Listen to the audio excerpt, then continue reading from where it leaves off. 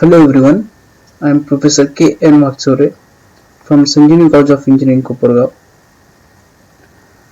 Today we are going to learn the basics of relative velocity and the acceleration method, which is the part of the subject Theory of Motions 1. Relative velocity and acceleration method, which is used to do the kinematic analysis of mechanisms used in the machines. In that kinematic analysis, we can do the displacement, or we can calculate the displacement, velocity and the acceleration of different mechanisms which are the part of the different machines. Again, this relative velocity and the acceleration method, which is the graphical method used to do the velocity and the acceleration analysis of the mechanism. Here in the mechanisms, there are two types of motions that we normally consider. One is the rotational motion and second one is the translation motion. In rotational motion, that any link, suppose crank, which rotates about the fixed point, which is the pure rotational motion.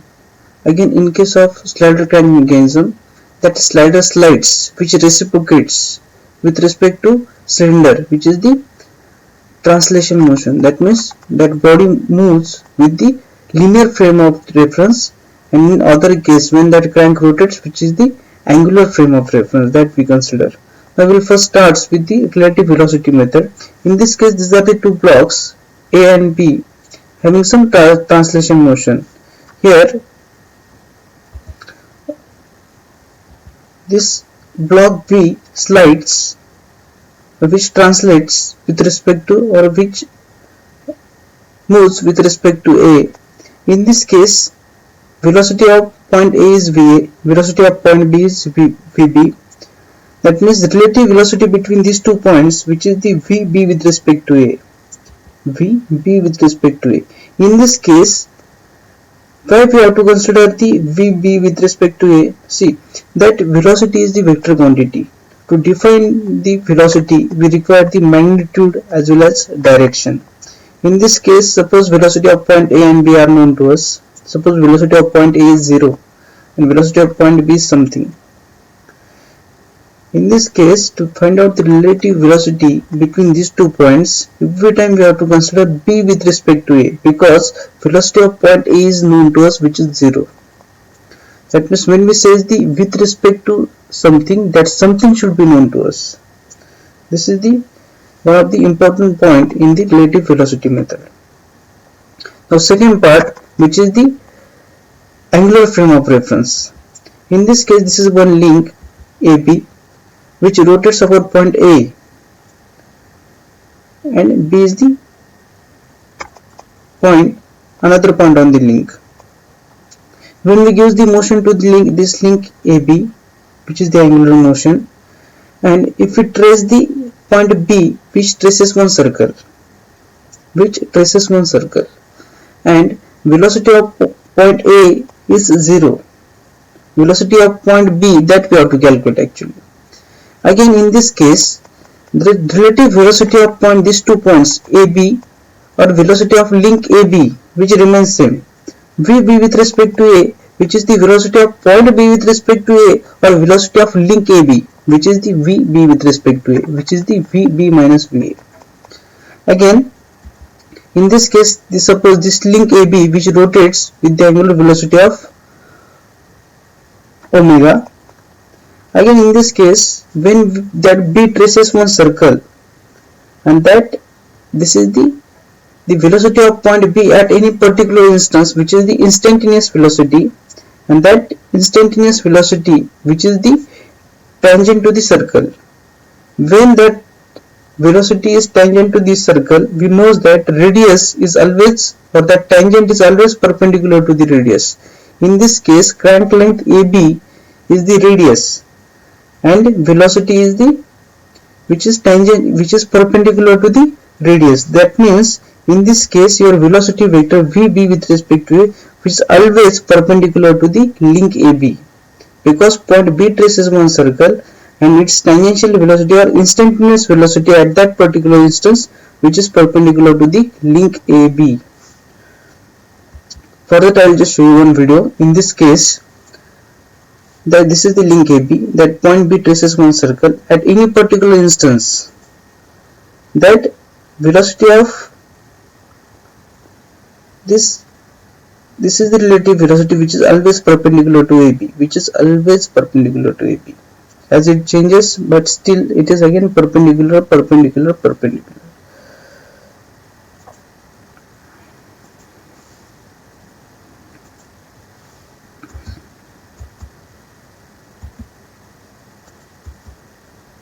Next, for this link AB, I want to draw the velocity. I just want to draw its velocity vector. To draw its velocity vector, first of all, we have to locate the known value. In this case, for velocity of point A is something, velocity of point B is something. But in this case, velocity of point A is known to us. That's why first of all, we have to locate the point A, which is our frame of reference to draw the velocity diagram, which is our reference point A. And we have located that. Next, we have to draw the velocity vector. We know that velocity is perpendicular to link AB. That's why from this point A, we have to draw one line which must be perpendicular to this AB. I'll again repeat, you have to draw one line from the point A. Which must be perpendicular to this AB, and this is this line. Okay, we have just drawn this line. Okay, again still we have not plotted that point B. That point B, how to find out velocity of point B? In this case, angular velocity of link AB is known to us. Angular velocity of link AB, omega B with respect to A, is known to us.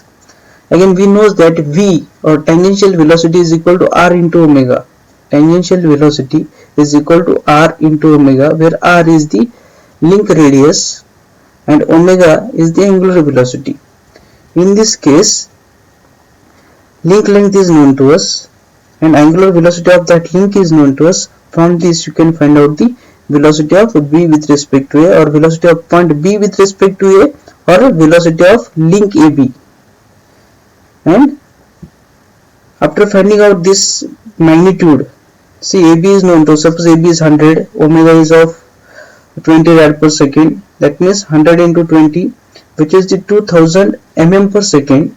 And at the 2000 mm, you have to just draw this line perpendicular to this, and at the from this point at the 2000 mm per second, you will find the location of point B, and this is the velocity vector for this link AB. Again, in this case also, I will, in the same link, I will just again add one link, which is the BC.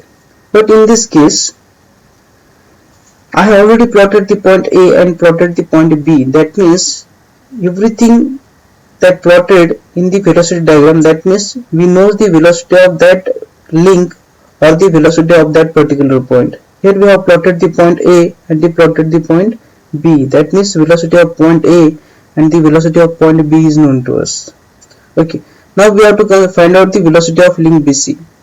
To find out the velocity of link BC, here we have to again, there is a relative velocity method that we have to use. VB with respect to C or C with respect to B. Here we have to consider the C with respect to B, because velocity of point B is known to us, that we have already plotted. Velocity of point B is known to us. That's why here we have to consider the C with respect to B. Again,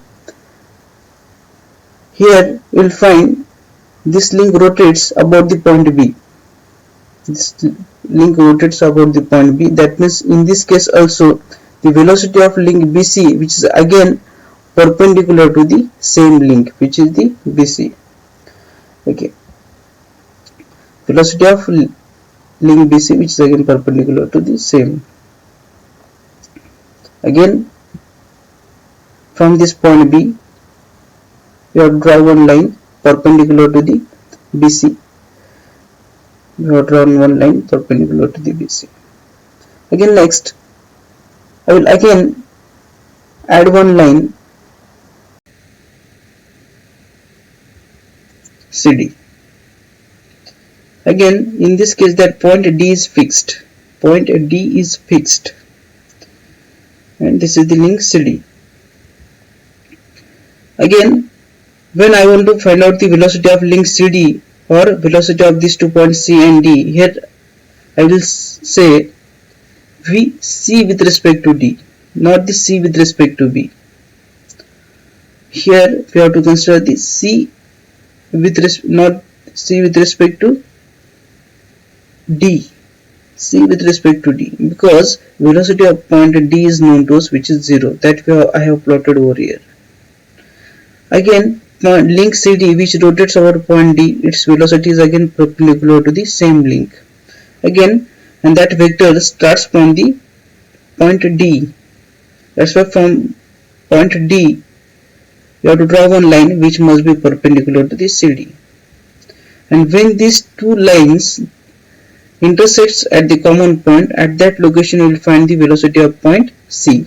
I have located that point C, which is this, and I will draw these vectors. From this you can find out this is the velocity polygon by using the relative velocity method. Okay, again you have to measure this vector BC. You have to measure this vector BC. This vector BC is the velocity of link BC. You have to measure this vector DC, which is the velocity of link DC. Suppose you want to find out the angular velocity. In this case, to find out the angular velocity, again we know the same formula. V is equal to R into omega. V is equal to R into omega. VB with respect to C or C with respect to B is equal to R. R means its length into its angular velocity. VC with respect to B, that means you have to measure this vector which is known to us, divided by CB. Link length of this BC is known to us. We can find out the angular velocity of link CB. Again next, velocity of link CD. For this again which is remains same, CD into omega C with respect to D. That VC with respect to D, this vector is known to us. Link CD is known to us, and from this you can find out the angular velocity of link CD. Next part is the relative acceleration method. In the relative acceleration method, that acceleration is again the vector quantity. To define it, we require the magnitude as well as direction. In this case also, that velocity, that acceleration of block A is 0, acceleration of block B is AB, having some magnitude. Again, A, just like the velocity, AB with respect to A is equal to AB minus AA. Why we have taken the B with respect to A? Because acceleration of point A is known to us, which is the 0. That's why B with respect to A. Okay, again I will consider the same link AB, which is fixed at point A and which rotates in the clockwise direction with some angular velocity. Again it is having some angular acceleration. Angular acceleration means which is the d omega by dt. That means speed is continuously increasing or speed is continuously decreasing. That means my angular velocity, which is 10 rad per second, increases 10 rad per second, 20 rad per second, 30 rad per second. At that time we will find the term alpha. If your omega is constant, that means your alpha is equal to 0, because alpha is equal to d omega by dt, which is the difference between omega 2 minus omega 1 with respect to time, and which becomes 0. Okay. When any link rotates, and when we are interested in the acceleration analysis, there are two types of acceleration components that we have to consider.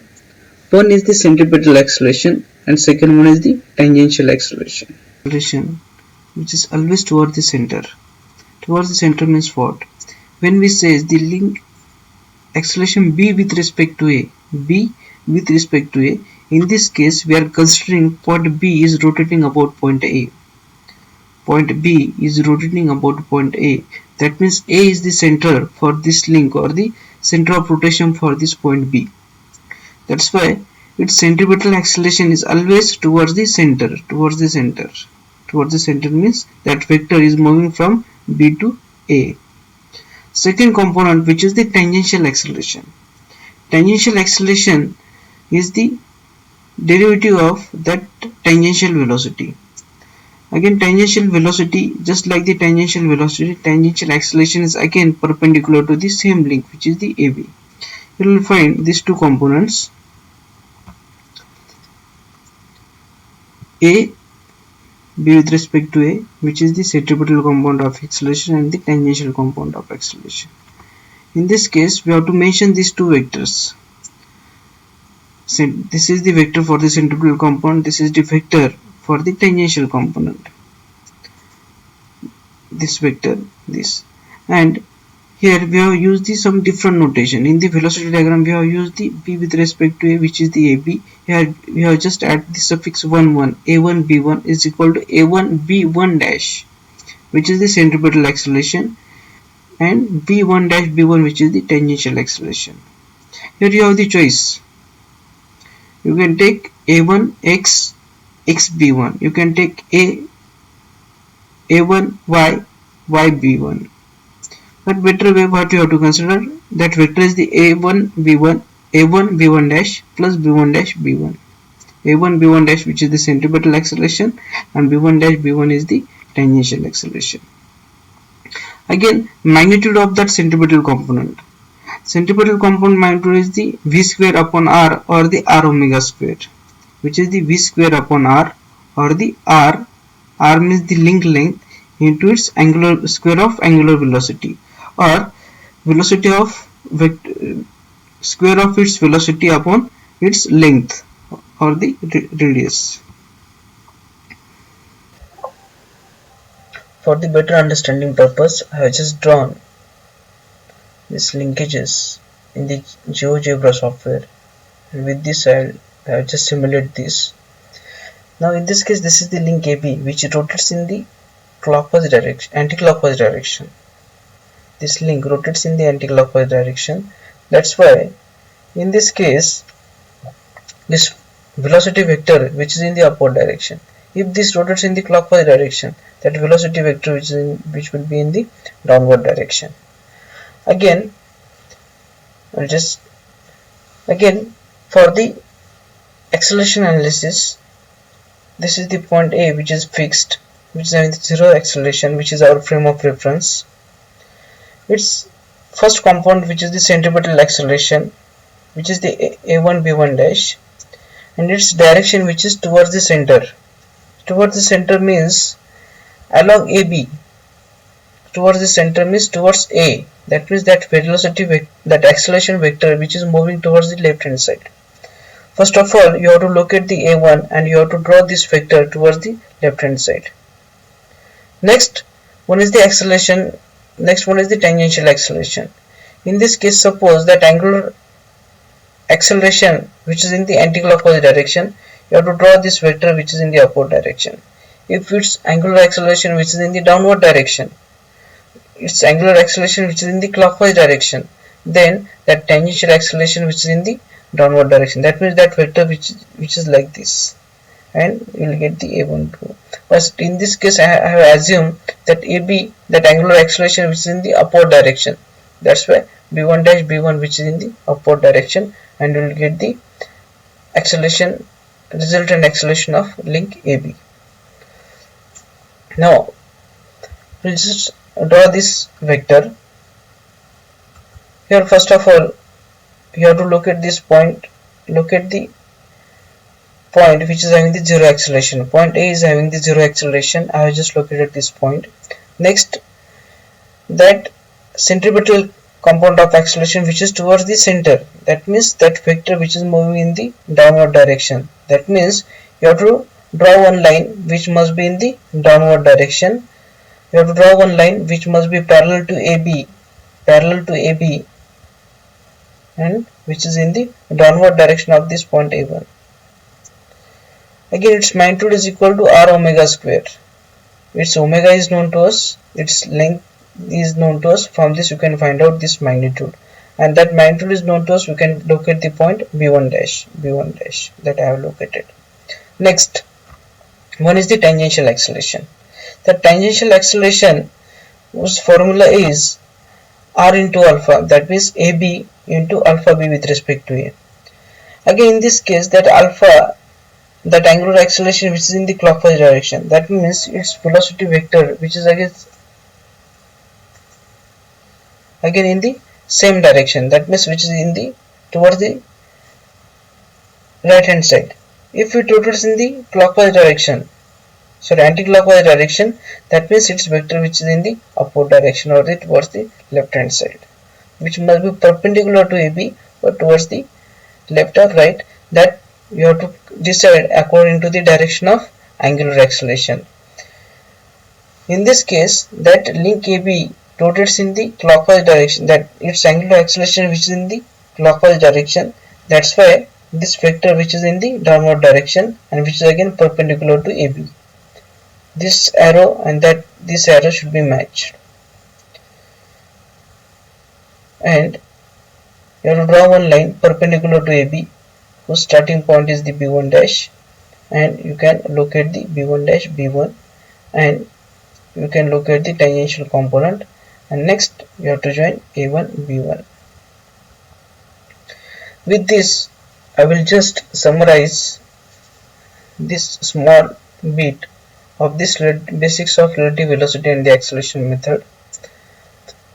See, one thing that you have to keep in mind: to draw the acceleration diagram, first of all you should know the velocity diagram. If you fail to draw that velocity diagram, you will never draw that acceleration diagram, and which will be never correct. That's why you have to start with the velocity polygon, relative velocity method, and then you have to move to the relative acceleration method. In the relative velocity method, every time when in any link having the rotary motion, its velocity which is always perpendicular to the same link. If it is having the sliding motion, its velocity is along the horizontal line according to the direction of motion of that particular link. Again, for in the acceleration analysis, when any link having the rotary motion, it undergoes the two types of acceleration. One is the centripetal component, second one is the tangential component of acceleration.